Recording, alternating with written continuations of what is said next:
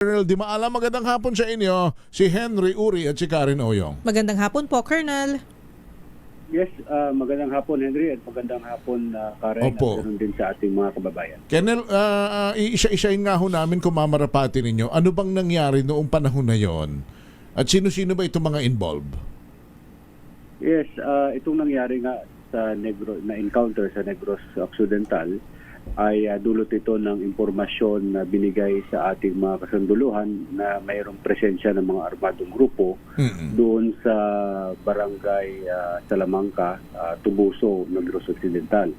So ang ating mga kasunduluhan ay nag-conduct ng security operations doon sa tinuturong lugar. So nagkaroon na tayo ng enkwentro at sa kasamaang palad merong nasawi na 19 na members ng CPP-NPA. Opo. At meron din nasugatan sa panig ng ating mga sundalo. Meron tayong isang nasugatan. Kaya ngayon ay nasa stable condition. Opo. At doon ho sa mga napatay ay ilan po doon ang estudyante at yun tama po ba na binabanggit ay isa sa namatay ay estudyanteng galing sa UP sa pangalang Alisa Alano, partner, tama? Si Alyssa, Sir Colonel De Maala, sir. Yes, tama yun. Identified rin ng kanyang pamilya and ng mga former rebels at ibang pang mga dati nilang kasamahan. In-identify nga na ito nga si Alyssa Alano ay currently estudyante ng UP. Opo. May mga may mga bumabatikos, Colonel, sa naging pangyayari po na ito na nagsasabi na itong estudyante na ito ay nagsasagawa lamang po ng kumbaga immersion, ika nga. Research daw.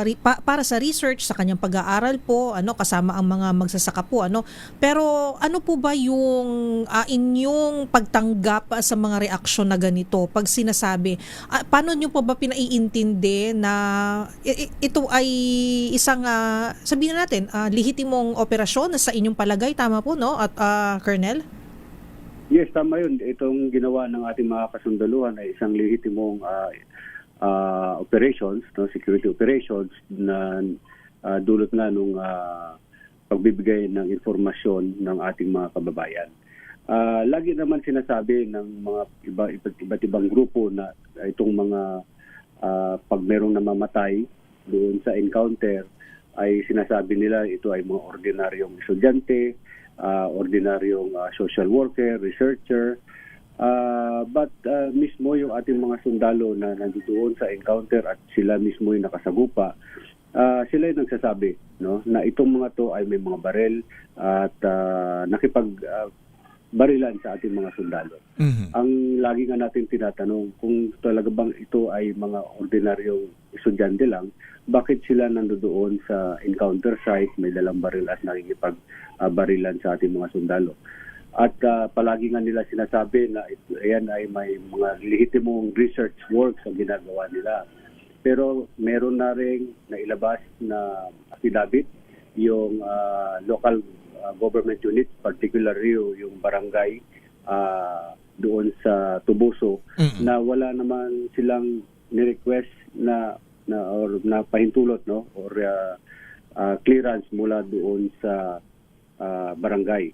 Kasi pag tinatawag naman natin kung ito ay legitimate na mga research work ng mga estudyante, dapat meron silang daladalang mga authority from the school, authority from clearance from the barangay. So ito yung mga hinahanap natin sa kanila. Kaya kumbaga itong mga lagi nila sinasabi, paulit-ulit na lang ito na propaganda nila na kapag may manamatay, tinatawag ka agad nila na ordinaryong estudyante, researcher. Pero the evidences that was recovered doon sa encounter site will tell na ito ay sila ay talagang miyembro ng CPP-NPA na nakipagbarilan sa ating mga sundalo.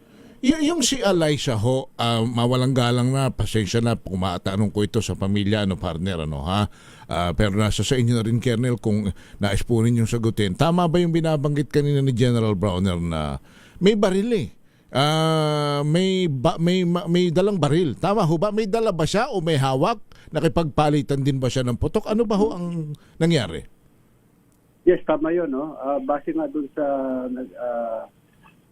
mga testimonies ng ating mga kasunduhan, talagang ito ay may hawak na baril at base na rin doon sa mga documents at yung mga scene of the crime na assess ng ating Philippine National Police ay nandoon, mayroon sila mga dalang baril, may mga bandolier na may mga lamang bala. Aba? So, ito yung lahat, yung mga evidences na ito ay magpapatunay na talaga Opo. hindi lang sila basta ordinaryong estudyante o ordinaryong mga researcher, mga membro sila ng CPP-NPA Oo. na nakipagbarilan sa ating mga sundalo. Pero dun sa 19 ho na yun, ilan ang babae at ilan ang estudyante? Doon sa naitala natin, no, initially doon sa reports, no, meron tayo na identify doon na 5 babae at 14 na lalaki. As of now, 12 doon sa latest report natin, 12 doon ay na-claim na ng kanilang pamilya. Oo. Yung 3 ay pinoproseso pa. However, meron pang 4 na hindi pa na-identify at wala pang nag-claim doon sa mga cadavers. So maraming estudyante ho? Na-validate pa lang natin sa ngayon, no?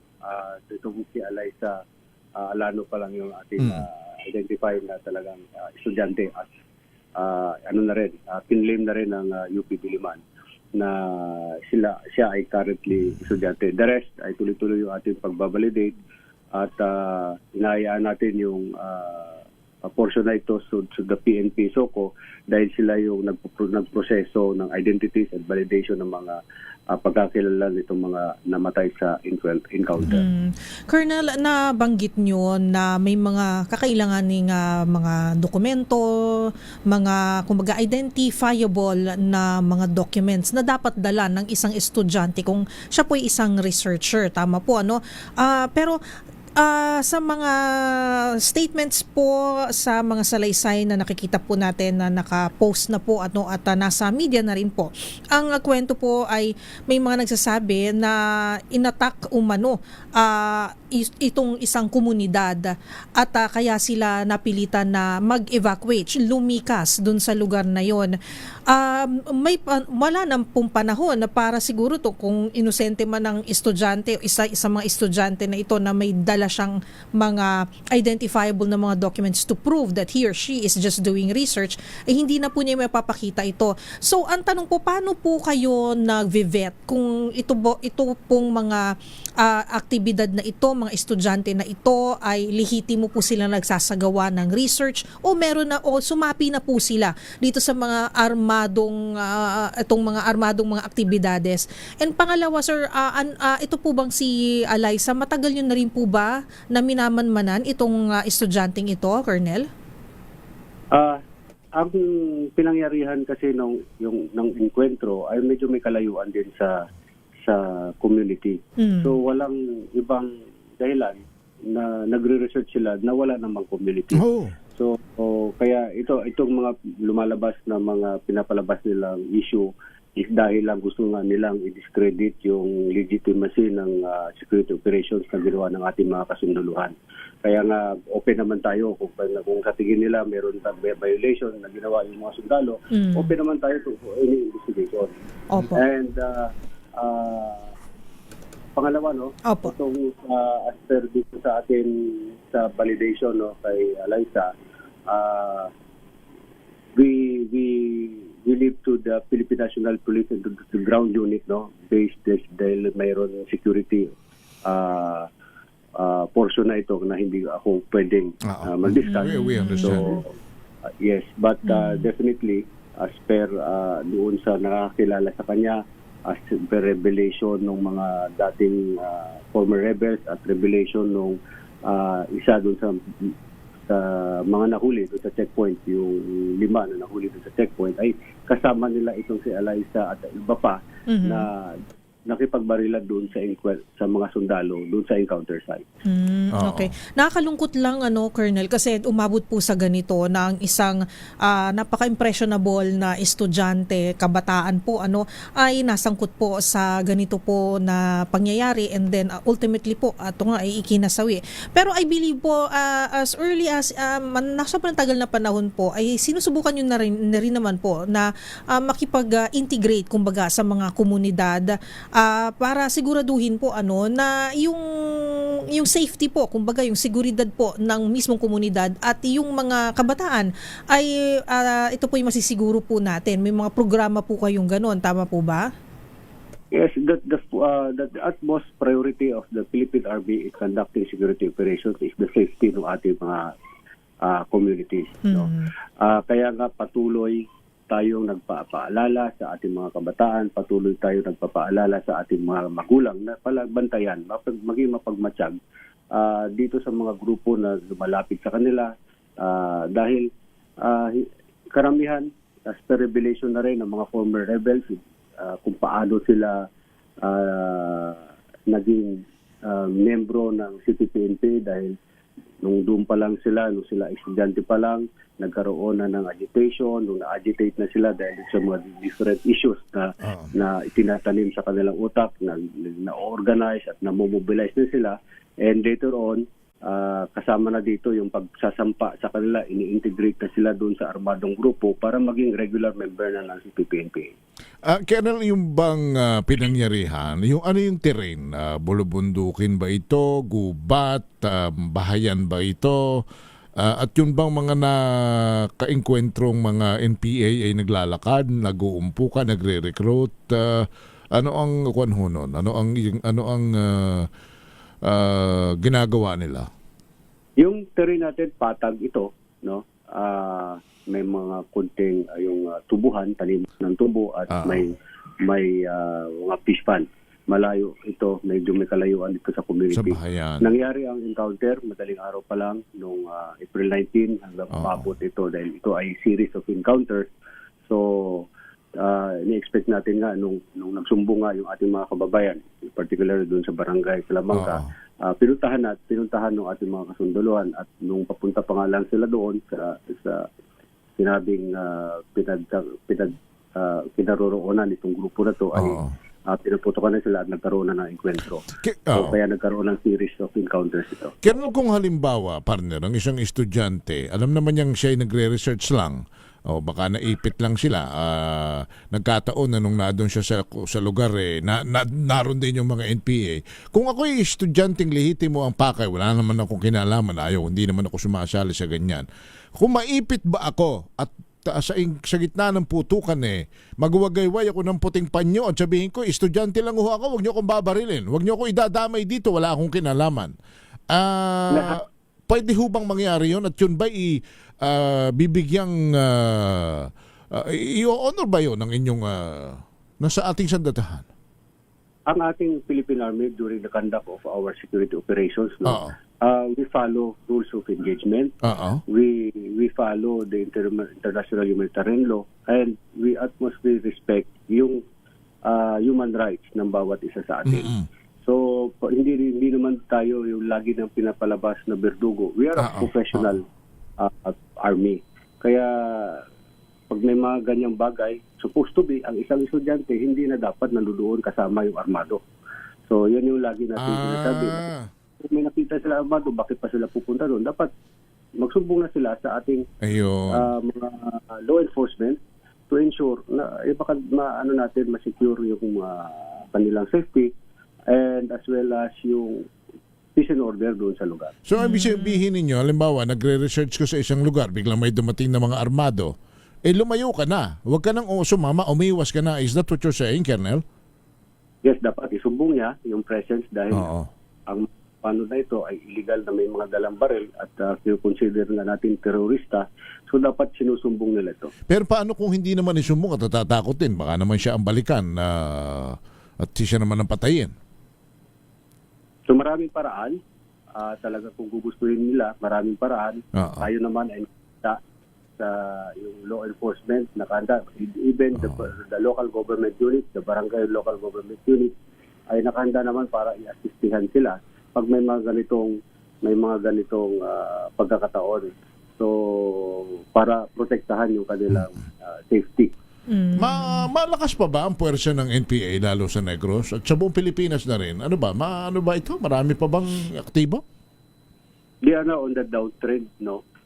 Marami na tayong na-dismantle na mga guerrilla fronts, and as of now, 0 active guerrilla fronts na ang na-record natin. However, itong mga remnants nito, ito sila yung mga nagko-consolidate para palabasin na mas malakas pa rin sila, or ko-consolidate sila para i-recover yung isang lugar para makapag-recruit ulit. Kaya tayo ay paulit-ulit na nananawagan sa ating mga kababayan na kapag may mga ganitong presensya ng mga armadong grupo, dapat isumbong nila sa mga kapulisan o sa kasunduluhan para atin ay maaksyonan.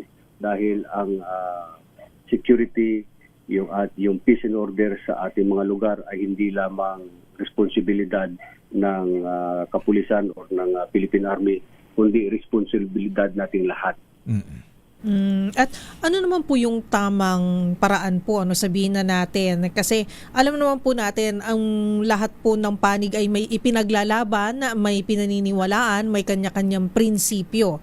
Pero sa sitwasyon pong ito ay unfortunately meron pong nagbuwis ng buhay on both sides, tama po, no? Pati po sa ating mga kasundaluhan ay meron din pong kumbaga nasawi o di naman kaya ay nasaktan, and also on the other side. So ito pong issue po ng insurgency, ito pong issue po ng armed conflict, ano po ba yung dapat nating tamang perspektibo na pagtingin dito, at lalo na ang mga kabataan ay they're very impressionable, madali sabihin na natin dahil very passionate sila, madaling maano yung kanilang damdamin, lalo na pag sa issue po ng hustisya, pangkabuhayan, kahirapan na nagiging rason po ng armed conflict, isa sa mga rason ng armed conflict din po, Colonel. Nire-respeto natin yung kanilang karapatan para makapagpahayag ng kanilang mga saloobin. Pero ibang usapan kapag yun ay nagdala sila ng armas at nagipag-awa laban sa ating mga kasundaluhan. Maraming paraan para tumulong sa ating bayan. Maraming paraan, kagaya nga nung nabanggit ng mga ginagawa ngayon ng mga former rebels, yung mga sumuko na sa atin. Katuwang na natin sila ngayon sa pagpapag-unlad nung kanilang mga dati communities. Sila na rin yung naging solusyon dun sa problema dati nilang nilalabas. So, kaya kinakailangan lang naman natin magtulungan sa ating gobyerno. Marami tayong programa nakalatag. Ang kinakailangan lang ay magtulungan at pagkakaisa. Hindi natin kailangan magbitbit ng armas para makipaglaban at makipagdigmaan sa bundok-kabundukan laban sa ating mga kasundaluhan. Opo. Yung babaeng lahat ba yun? Kumbaga nawalop ba ho yung mga NPA na yun? May nakatakbo ba? Meron tayong nahuli after nung encounter. May mga nahuli pa tayo sa checkpoint, no? Ito yung mga naka-list doon sa encounter site. Kaya kasalukuyan nasa custody na sila ng Philippine National Police, and they are undergoing proper documentation.